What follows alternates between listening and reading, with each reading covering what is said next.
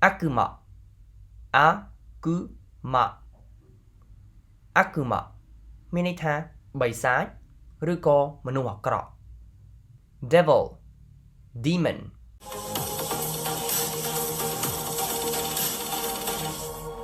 មីណាសាこんにちはសួស្តីអ្នកទាំងអស់គ្នា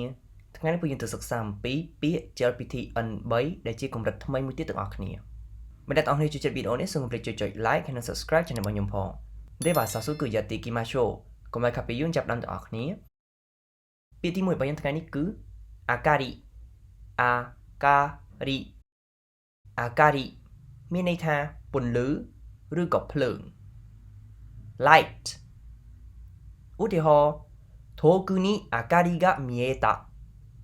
遠くに明かりが見えた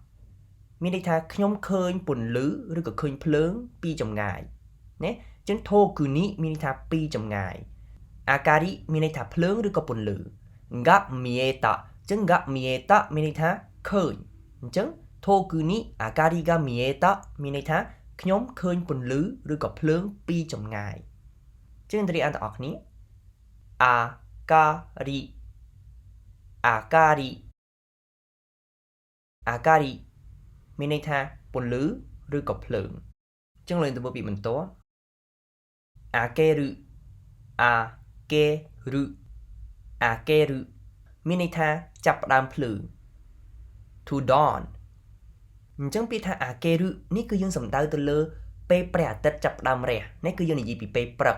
ឧទាហរណ៍ម៉ោង6ឬក៏ម៉ោង5កន្លះអីចឹងនៅពេលដែលមេឃចាប់ផ្ដើមភ្លឺមានពន្លឺព្រះអាទិត្យជះចេញមកហ្នឹងគេហៅថាអាកេរុនឹងឯងនេះគឺយើងអាចនិយាយថាយូរុកាអាកេរុយូរុកាអាកេរុមានន័យថាភ្លឺបើយើងនិយាយសួរស្ដាប់ទៅគឺពេលព្រឹកនឹងឯងនេះគឺមេឃចាប់ផ្ដើមភ្លឺគេហៅថាយូរុកាអាកេរុនឹងឯងですねចឹងរៀនអន្តរគ្នាអាកេរុអាកេរុអាកេរុមានន័យថាចាប់ផ្ដើមភ្លឺឬក៏ព្រះអាទិត្យចាប់ផ្ដើមរះជឿនទៅមើលពាក្យបន្តអាគីរ៉ាកាអាគីរ៉ាកា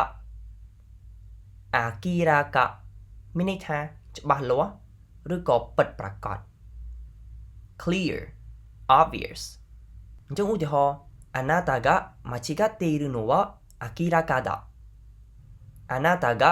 間違っているのは明らかだមានន័យថាច្បាស់ណាស់គឺអ្នកជាអ្នកខុសអញ្ចឹងពាក្យថា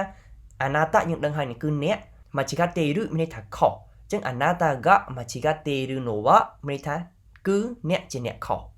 明らかだអញ្ចឹង明らかだគឺមានន័យថាច្បាស់ណាស់ឬក៏ប្រកបណាស់អញ្ចឹងប្រកបណាស់គឺអ្នកឯងជាអ្នកខុសយើងចង់មានន័យបែបហ្នឹងណាអញ្ចឹងយើងប្រើពាក្យ明らかអញ្ចឹងរៀនទាំងអស់គ្នាអាគីរ៉ាកាអាគីរ៉ាកាអាគីរ៉ាកាមានន័យថាច្បាស់លាស់ពិតប្រាកដអញ្ចឹងលើទៅពាក្យបន្តអាគឺម៉ាអាគឺម៉ាអាគឺម៉ាមានន័យថាបិសាចឬក៏មនុស្សអាក្រក់ Devil Demon ឧទាហរណ៍អាគឺម៉ាណូហាណាស៊ីអាគឺម៉ាណូហាណាស៊ីមានន័យថារឿងបិសាចឬក៏រឿងដែលតាក់ទងទៅនឹងមនុស្សអាក្រក់ណាហាណាស៊ីមានន័យថារឿងអញ្ចឹងអាគឺម៉ាណូហាណាស៊ីមានន័យថារឿងបិសាចជឿនរៀនអានទាំងអស់គ្នាអាគឺម៉ាអាគឺម៉ាអាគឺម៉ាមានន័យថាបិសាចឬក៏មនុស្សអាក្រក់អញ្ចឹងលើទៅមើលពីបន្តអានគីអានគីអានគីមានន័យថាការទន្ទេញឲ្យចាំ Memorization ឧទាហរណ៍漢字を暗記する漢字を暗記するមានន័យថាទន្ទេញអក្សរ漢字ឲ្យចាំ漢字គឺអក្សរ漢字暗記するចឹង暗記するគឺមកពីពាក្យថា暗記នឹងឯងនេះព្រោះពាក្យ暗記នេះគឺជានាមនៅពេលដែលយើងបូកするនៅពីខាងក្រោយវាទៅជាកិរិយាសព្ទអញ្ចឹង暗記するមានន័យថាទន្ទេញឲ្យចាំអញ្ចឹងនៅពេលដែលយើងចង់ទន្ទេញអ្វីមួយឲ្យចាំហាត់ទន្ទេញមេរៀនទន្ទេញរូបមន្តទន្ទេញ អក្សរកាន់ជីអីផ្សេងហ្នឹងគឺយើងប្រើអានគិសរុនឹងឯងណាចឹងយើងគ្រាន់តែដាក់ពីខាងមុខនេះនាមអីគេមួយមកហើយអូអានគិសរុមានន័យថាទន្ទិញរបស់មួយហ្នឹងណាចឹងខាងមុខនេះមិញគឺខ្ញុំនិយាយឧទាហរណ៍ថាកាន់ជីនេះចឹងកាន់ជីអូអានគិសរុមានន័យថាទន្ទិញអក្សរកាន់ជីឲ្យចាំចឹងទាំងអស់គ្នាអាន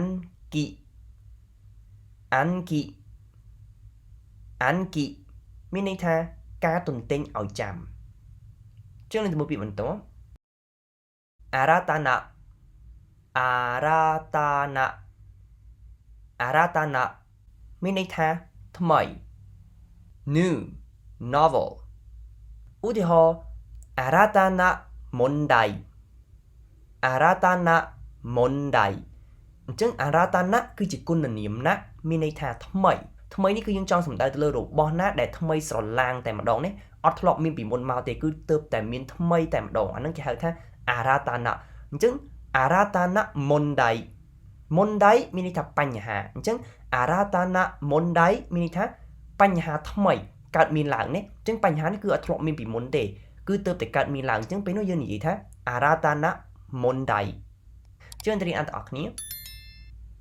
អារ៉ាតាណាមានន័យថាថ្មីអញ្ចឹងលើកទៅមើលពាក្យបន្ទាប់អារ៉ាយឺរុមានន័យថាទាំងអស់ all every អញ្ចឹងយើងអាចនិយាយថាអារ៉ាយឺរុ客មានន័យថាភ្ញៀវទាំងអស់អញ្ចឹងពាក្យថាអារ៉ាយឺរុមានន័យថាទាំងអស់客មានន័យថាភ្ញៀវអញ្ចឹងអារ៉ាយឺរុ客មានន័យថាភ្ញៀវទាំងអស់ចឹងទាំងអស់គ្នាអារ៉ាយឺរុ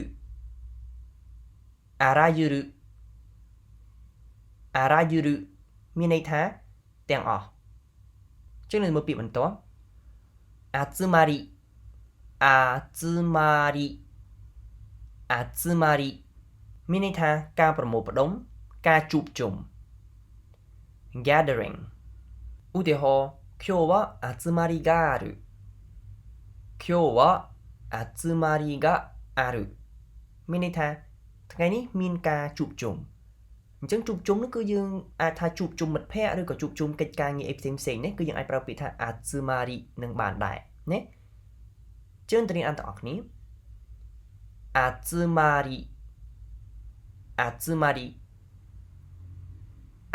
りមានន័យថាការប្រមូលផ្ដុំឬក៏ការជួបជុំចឹងទៅមើលពាក្យបន្ទាប់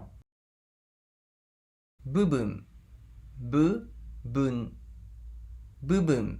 មានន័យថាចំណែកឬក៏ផ្នែក portion part ឧទាហរណ៍この部分はわからないមានន័យថាខ្ញុំអត់យល់ពីផ្នែកមួយនេះ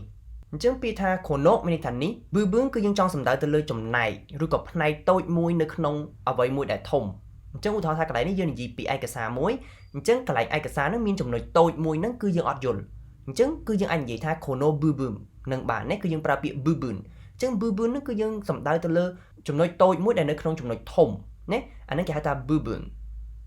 ចឹងទៅរៀនអានទាំងអស់គ្នា bubu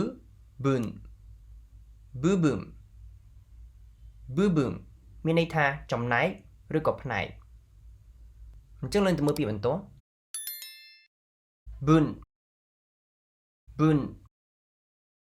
bun មានន័យថាចំណែកឬក៏ភាគ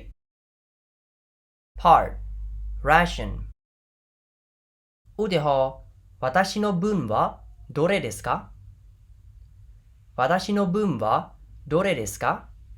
មានន័យថាតើចំណែករបស់ខ្ញុំគឺមួយណាឧទាហរណ៍ថាយើងមាននំចំណីពេលនោះយើងបែងចែកគ្នាអញ្ចឹងយើងអាចសួរថាតើចំណែករបស់យើងនឹងគឺមួយណាអញ្ចឹងយើងអាចនិយាយថា私の分はどれですかមានន័យថាតើចំណែករបស់ខ្ញុំនឹងគឺមួយណា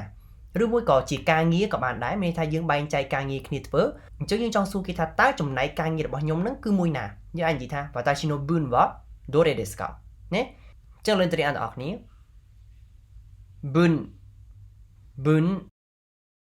bun មានន័យថាចំណែកឬក៏ភាគចឹងនឹងទៅមើលពីបន្តប៊ុនមេមានន័យថាអរិយធម៌ Civilization អញ្ចឹងនឹងរៀនអានទាំងអស់គ្នាប៊ុនមេមានន័យថាអរិយធម៌ចឹងនឹងទៅមើលពីបន្តប៊ុនសេគីមានន័យថាការវិភាគ Analysis ឧទាហរណ៍ data を分析するមានន័យថាវិភាគទិន្នន័យចឹងពីថា data គឺទិន្នន័យ分析するគឺជាកិរិយាសព្ទណាគឺយើងថែមするនៅខាងចុង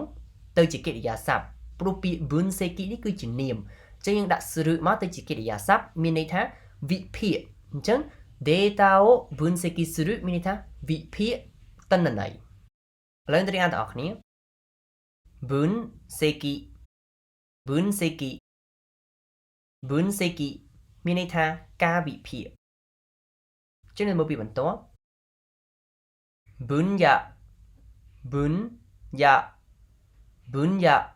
មានន័យថាវិស័យឬក៏ផ្នែក field យើងអាចនិយាយថា経済の分野មានន័យថាវិស័យសេដ្ឋកិច្ច経済មានន័យថាសេដ្ឋកិច្ច分野វិស័យអញ្ចឹង経済の分野មានន័យថាវិស័យសេដ្ឋកិច្ចចឹងរៀនអានទាំងអស់គ្នា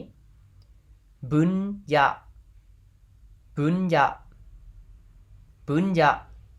មានន័យថាវិស័យឬក៏ផ្នែកចឹងនឹងមើលពីបន្ត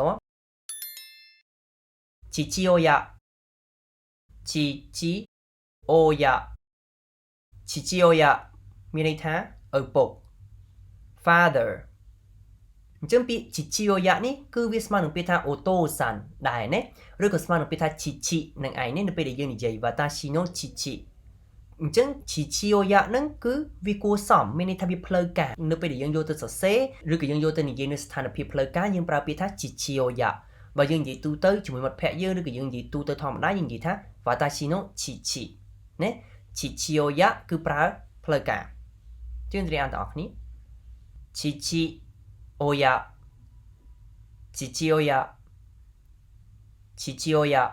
មានន័យថាឪពុកចឹងទៅមើលពាក្យចុងក្រោយរបស់យើងជីហេសេន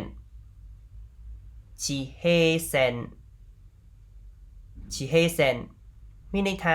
ជើងមេឃ horizon អញ្ចឹងពាក្យជីហេសេននេះគឺយើងពិបាកបកណាចឹងខ្ញុំនឹងឲ្យអ្នកទាំងអស់គ្នាមើលរូបទាំងអស់គ្នាអញ្ចឹងនេះគឺជារូបនេះគេដាក់ថាឈីហើយនេះគេដាក់ថាសូរ៉ាណាអញ្ចឹងឈីមានន័យថាដីសូរ៉ាមានន័យថាមេឃអញ្ចឹងនេះបន្ទាត់ដែលយើងមើលឃើញត្រង់នេះកន្លែងនេះហ្នឹងគឺគេហៅថាឈីហេសេន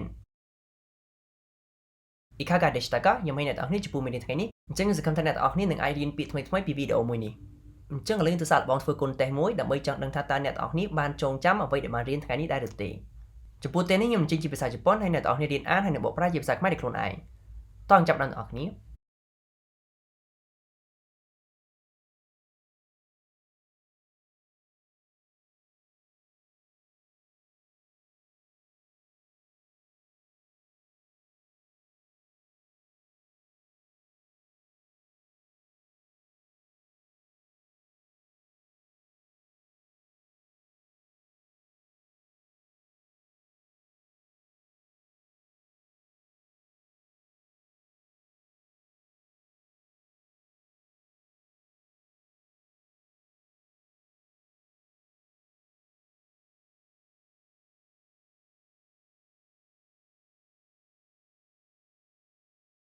ខ្ញុំឲ្យអ្នកទាំងអស់គ្នាតែអ្នកទាំងអស់គ្នាឆ្លើយត្រូវទាំងអស់ហើយឬនៅបើអ្នកទាំងអស់គ្នាឆ្លើយត្រូវទាំងអស់មានន័យថាអ្នកទាំងអស់គ្នាបានចងចាំអ្វីដែលបានរៀនថ្ងៃនេះរួចហើយចំពោះអ្នកមិនទាន់ឆ្លើយត្រូវអ្នកទាំងអស់គ្នាអាចត្រឡប់ទៅមើលវីដេអូនឹងឡើងវិញហើយត្រឡប់មកធ្វើតេស្តម្ដងទៀតដើម្បីកាន់តែឆាប់ចាំពីទាំងអស់នេះそれではまた次回の動画でお会いしましょうご清聴いただきありがとうございましたអរគុណសម្រាប់ការតាមដានមកអ្នកទាំងអស់គ្នាជួបគ្នានៅវីដេអូក្រោយទៀតបាយ